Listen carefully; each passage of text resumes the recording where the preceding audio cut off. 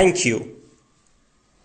आज वर्ल्ड की one of the finest universities के दीक्षांत समारोह में शामिल होने पर मैं खुद को गौरवान्वित महसूस कर रहा हूं। मैं आपको एक सच बता दूं, मैं कभी किसी कॉलेज से पास नहीं हुआ और आज पहली बार मैं किसी कॉलेज ग्रेजुएशन सेरेमनी के इतना करीब पहुंचा हूं। आज मैं आपको अपने जीवन की 3 कहानियां सुनाना चाहूंगा। ज्यादा कुछ नहीं, बस 3 कहानियां। मेरी पहली कहानी डॉट्स कनेक्ट करने के बारे में है। रीड कॉलेज में दाखिला लेने के 6 महीने के अंदर ही मैंने पढ़ाई छोड़ दी, पर मैं उसके 18 महीने बाद तक वहां किसी तरह आता जाता रहा। तो सवाल उठता है कि मैंने कॉलेज क्यों छोड़ा। एक्चुअली इसकी शुरुआत मेरे जन्म से पहले की है। मेरी बायोलॉजिकल मदर एक यंग अनमैरिड ग्रेजुएट स्टूडेंट थी और वह मुझे किसी और को एडॉप्शन के लिए देना चाहती थी, पर उनकी एक ख्वाहिश थी। उनकी ख्वाहिश थी कि कोई कॉलेज ग्रेजुएट ही मुझे अडॉप्ट करे। सब कुछ बिल्कुल सेट था और मैं एक वकील और उसकी वाइफ के द्वारा अडॉप्ट किया जाने वाला था कि अचानक मुझे देखकर उस कपल ने अपना विचार बदल दिया और डिसाइड किया कि उन्हें लड़का नहीं लड़की चाहिए। इसलिए तब आधी रात को मेरे पेरेंट्स, जो तब वेटिंग लिस्ट में थे, उन्हें कॉल करके बोला गया कि हमारे पास एक बेबी बॉय है, क्या आप उसे गोद लेना चाहेंगे? और उन्होंने झट से हां कर दी। पर बाद में मेरी बायोलॉजिकल मदर को पता चला कि मेरी मां ग्रेजुएट नहीं है और पिता तो हाई स्कूल पास भी नहीं है। इसलिए उन्होंने एडॉप्शन पेपर साइन करने से मना कर दिया। पर कुछ महीनों बाद मेरे होने वाले पेरेंट्स के मुझे कॉलेज भेजने के प्रॉमिस के बाद वो मान गई। तो मेरी जिंदगी की शुरुआत कुछ इस तरह हुई और 17 साल बाद मैं कॉलेज गया। पर गलती से मैंने स्टैनफोर्ड जितना ही महंगा कॉलेज चुन लिया। मेरे वर्किंग क्लास पेरेंट्स की सारी जमा पूंजी मेरी पढ़ाई में जाने लगी। 6 महीने बाद मुझे इस पढ़ाई में कोई वैल्यू नहीं दिखी। मुझे कुछ आइडिया नहीं था कि मैं अपनी जिंदगी में क्या करना चाहता हूं और कॉलेज मुझे किस तरह से इसमें हेल्प करेगा। और ऊपर से मैं अपने पेरेंट्स की जीवन भर की कमाई खर्च करते जा रहा था। इसलिए मैंने कॉलेज ड्रॉप आउट करने का निर्णय लिया और सोचा जो होगा अच्छा होगा। उस समय तो यह सब कुछ मेरे लिए काफी डरावना था, पर जब मैं पीछे मुड़कर देखता हूं तो मुझे लगता है कि यह मेरी जिंदगी का one of the best decision था। जैसे ही मैंने कॉलेज छोड़ा, मेरे ऊपर से जरूरी क्लासेस करने की बाध्यता खत्म हो गई और मैं चुपचाप सिर्फ अपने इंटरेस्ट की क्लासेस करने लगा। यह सब कुछ इतना आसान नहीं था। मेरे पास रहने के लिए कोई रूम नहीं था, इसलिए मुझे दोस्तों के रूम में फर्श पर सोना पड़ता था। मैं कोक की बोतल लौटाने पर मिलने वाले पैसों से खाना खाता था। मैं हर संडे 7 मील पैदल चलकर हरे कृष्णा टेम्पल जाता था ताकि कम से कम हफ्ते में एक दिन पेट भर के खाना खा सकूं। यह मुझे काफी अच्छा लगता था। मैंने अपनी लाइफ में जो कुछ भी अपनी क्यूरियोसिटी और इंट्यूशन की वजह से किया, वह बाद में मेरे लिए प्राइसलेस साबित हुआ। Let me give an example. उस समय रीड कॉलेज शायद दुनिया की सबसे अच्छी जगह थी जहां कैलीग्राफी सिखाई जाती थी। पूरे कैंपस में हर एक पोस्टर, हर एक लेबल बड़ी खूबसूरती से हाथों से कैलीग्राफ किया होता था। चूंकि मैं कॉलेज से ड्रॉप आउट कर चुका था, इसलिए मुझे नॉर्मल क्लासेस करने की कोई जरूरत नहीं थी। मैंने तय किया कि मैं कैलीग्राफी की क्लासेस करूंगा और इसे अच्छी तरह से सीखूंगा। मैंने सेरिफ और सैंस सेरिफ टाइप फेसेस के बारे में सीखा, अलग अलग लेटर कॉम्बिनेशन के बीच में स्पेस वेरी करना और किसी अच्छी टाइपोग्राफी को क्या चीज अच्छा बनाती है यह भी सीखा। यह खूबसूरत था, इतना आर्टिस्टिक था कि इसे साइंस द्वारा कैप्चर नहीं किया जा सकता और यह मुझे बेहद अच्छा लगता था। उस समय जरा सी भी उम्मीद नहीं थी कि मैं इन चीजों का यूज कभी अपनी लाइफ में करूंगा। लेकिन जब 10 साल बाद हम अपना पहला मैकिन्टॉश कंप्यूटर बना रहे थे, तब मैंने इसे मैक में डिजाइन कर दिया और मैक खूबसूरत टाइपोग्राफी युक्त दुनिया का पहला कंप्यूटर बन गया। अगर मैंने कॉलेज से ड्रॉप आउट नहीं किया होता तो मैक में कभी मल्टीपल टाइप फेसेस या प्रोपोर्शनली स्पेस्ड फॉन्ट्स नहीं होते और चूंकि विंडोज ने मैक की कॉपी की थी तो शायद किसी भी पर्सनल कंप्यूटर में ये चीजें नहीं होती।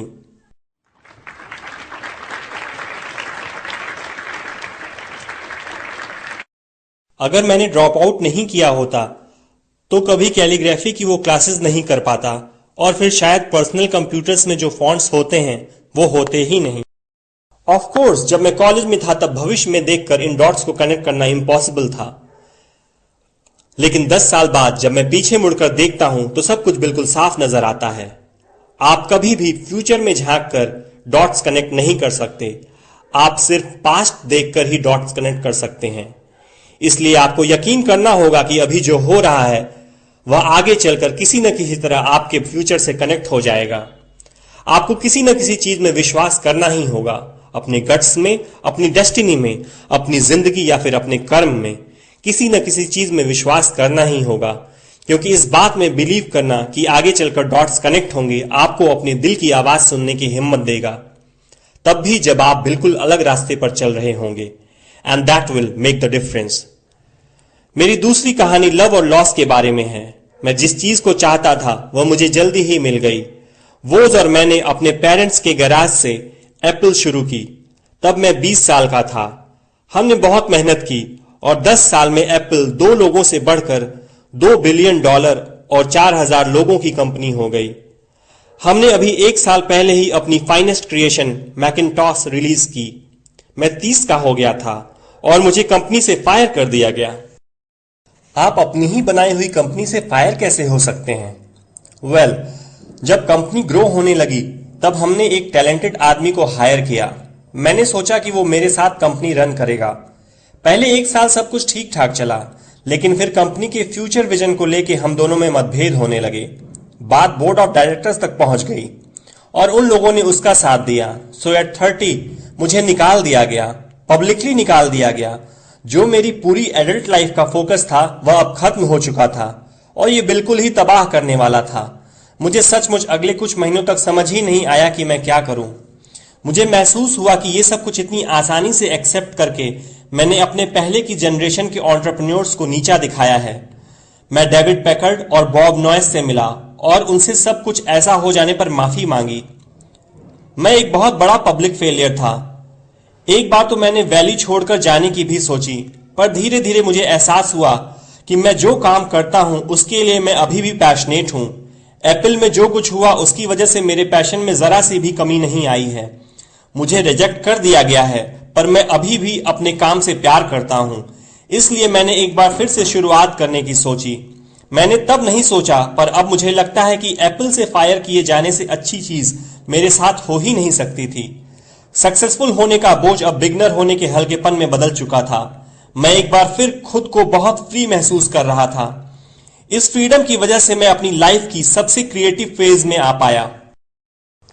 अगले 5 सालों में मैंने एक कंपनी नेक्स्ट और एक दूसरी कंपनी पिक्सर स्टार्ट की और इसी दौरान मेरी मुलाकात एक बहुत ही अमेजिंग लेडी से हुई जो आगे चलकर मेरी वाइफ बनी।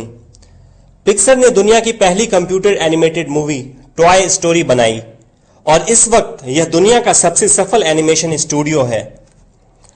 एप्पल ने एक अप्रत्याशित कदम उठाते हुए नेक्स्ट को खरीद लिया और मैं एप्पल में वापस चला गया। आज एप्पल नेक्स्ट द्वारा डेवलप की गई टेक्नोलॉजी यूज करती है। अब लोरीन और मेरा एक सुंदर सा परिवार है। मैं बिल्कुल श्योरिटी के साथ कह सकता हूं कि अगर मुझे एप्पल से नहीं निकाला गया होता तो मेरे साथ ये सब कुछ नहीं होता। ये एक कड़वी दवा थी, पर शायद पेशेंट को इसकी जरूरत थी। कभी कभी जिंदगी आपको इसी तरह ठोकर मारती है। अपना विश्वास मत खोइए। मैं यकीन के साथ कह सकता हूं कि मैं सिर्फ इसलिए आगे बढ़ता गया क्योंकि मैं अपने काम से प्यार करता था। I love my work. आप रियली क्या पसंद करते हैं यह आपको जानना होगा। जितना अपने लव को फाइंड करना जरूरी है, उतना ही उस काम को ढूंढना जरूरी है जिसे आप सचमुच एंजॉय करते हो। आपका काम आपकी जिंदगी का एक बड़ा हिस्सा होगा और ट्रूली सेटिस्फाइड होने का एक ही तरीका है कि आप वो करें जिसे आप सचमुच एक बड़ा काम समझते हो। और बड़ा काम करने का एक ही तरीका है कि आप वो करें जो करना आप एंजॉय करते हो। यदि आपको अभी तक वो काम नहीं मिला है तो आप रुकिए मत, उसे खोजते रहिए। जैसा कि दिल से जुड़ी हर चीज में होता है, वो जब आपको मिलेगा तब आपको पता चल जाएगा।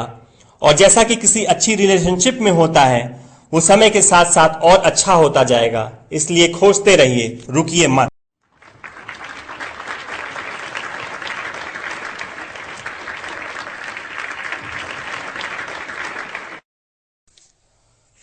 मेरी तीसरी कहानी डेथ के बारे में है। जब मैं 17 साल का था तो मैंने एक कोट पढ़ा था जो कुछ इस तरह था, यदि आप हर रोज ऐसे जिएं जैसे कि ये आपकी जिंदगी का आखिरी दिन है तो आप किसी न किसी दिन सही साबित हो जाएंगे। इसने मेरे दिमाग पे एक इंप्रेशन बना दी और तब से पिछले 33 सालों से मैंने हर सुबह उठकर शीशे में देखा है और खुद से एक सवाल किया है, अगर ये मेरी जिंदगी का आखिरी दिन होता तो क्या मैं आज वो करता जो मैं करने वाला हूं? और जब भी लगातार कई दिनों तक जवाब नहीं होता है, मैं समझ जाता हूं कि कुछ बदलने की जरूरत है। इस बात को याद रखना कि मैं बहुत जल्द मर जाऊंगा मुझे अपनी लाइफ के बड़े डिसीजंस लेने में सबसे ज्यादा मदद करता है, क्योंकि जब एक बार डेथ के बारे में सोचता हूं तब सारी एक्सपेक्टेशंस, सारा प्राइड, फेल होने का डर, सब कुछ गायब हो जाता है और सिर्फ वही बचता है जो वाकई जरूरी है। इस बात को याद रखना कि एक दिन मरना है किसी चीज को खोने के डर को दूर करने का सबसे अच्छा तरीका है। आप पहले से ही नेकेड हैं, ऐसा कोई रीजन नहीं कि आप अपने दिल की ना सुने। करीब 1 साल पहले मुझे पता चला कि मुझे कैंसर है। सुबह 7:30 बजे मेरा स्कैन हुआ जिसमें साफ साफ दिख रहा था कि मेरे पैंक्रियाज में ट्यूमर है। मुझे तो पता भी नहीं था कि पैंक्रियाज होते क्या हैं। डॉक्टर ने लगभग यकीन के साथ बताया कि मुझे एक ऐसा कैंसर है जिसका इलाज संभव नहीं है और अब मैं बस 3 से 6 महीने का मेहमान हूं। डॉक्टर ने सलाह दी कि मैं घर जाऊं और अपनी सारी चीजें व्यवस्थित कर लूं, जिसका इनडायरेक्ट मतलब होता है कि आप मरने की तैयारी कर लीजिए। इसका मतलब कि आप कोशिश करिए कि आप अपने बच्चों से जो बातें अगले 10 साल में करते वे अगले कुछ महीनों में कर लीजिए। इसका यह मतलब होता है कि आप सब कुछ व्यवस्थित कर लीजिए ताकि आपके बाद आपकी फैमिली को कम से कम परेशानी हो। इसका यह मतलब होता है कि आप सबको गुड बाय कर दीजिए। मैंने इस डायग्नोसिस के साथ पूरा दिन बिता दिया। फिर शाम को मेरी बायोप्सी हुई, जहां मेरे गले के रास्ते पेट से होते हुए मेरे इंटेस्टाइन में एक एंडोस्कोप डाला गया और एक सुई से ट्यूमर से कुछ सेल्स निकाले गए। मैं तो बेहोश था, पर मेरी वाइफ जो वहां मौजूद थी उसने बताया कि जब डॉक्टर ने माइक्रोस्कोप से मेरे सेल्स देखे तो वह रो पड़ा। दरअसल सेल्स देखकर डॉक्टर समझ गया कि मुझे एक बहुत ही दुर्लभ प्रकार का पैंक्रियाटिक कैंसर है जो सर्जरी से ठीक हो सकता है। मेरी सर्जरी हुई और सौभाग्य से अब मैं ठीक हूं। मौत के इतना करीब मैं इससे पहले कभी नहीं पहुंचा और उम्मीद करता हूं कि अगले कुछ दशकों तक पहुंचूं भी नहीं। ये सब देखने के बाद मैं और भी विश्वास के साथ कह सकता हूं कि डेथ एक यूजफुल बट इंटेलेक्चुअल कॉन्सेप्ट है। कोई मरना नहीं चाहता है, यहां तक कि जो लोग स्वर्ग जाना चाहते हैं वो भी। फिर भी मौत वो मंजिल है जिसे हम सब शेयर करते हैं। आज तक इससे कोई बचा नहीं है और ऐसा ही होना चाहिए, क्योंकि शायद मौत ही इस जिंदगी का सबसे बड़ा आविष्कार है। ये जिंदगी को बदलती है, पुराने को हटाकर नए का रास्ता खोलती है और इस समय नए आप हैं, पर ज्यादा नहीं, कुछ ही दिनों में आप भी पुराने हो जाएंगे और रास्ते से साफ हो जाएंगे। इतना ड्रामेटिक होने के लिए मैं माफी चाहता हूं, पर यह सच है। आपका समय सीमित है, इसलिए इसे किसी और की जिंदगी जीकर व्यर्थ मत कीजिए। बेकार की सोच में मत फंसिए। अपनी जिंदगी को दूसरों के हिसाब से मत चलाइए। औरों के विचारों के शोर में अपने अंदर की आवाज को, अपने इंट्यूशन को मत डूबने दीजिए।